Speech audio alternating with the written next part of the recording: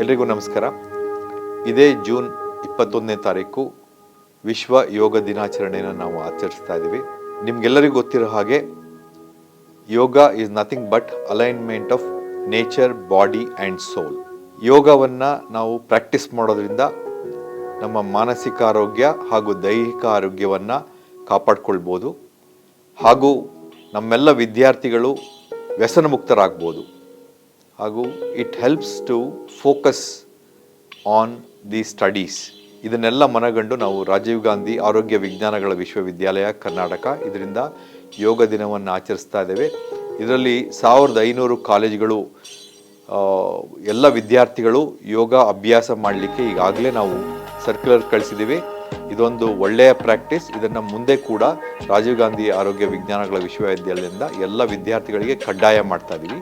ನಿಮಗೆಲ್ಲರಿಗೂ ಈ ಯೋಗ ದಿನಾಚರಣೆಯ ಶುಭಾಶಯಗಳು.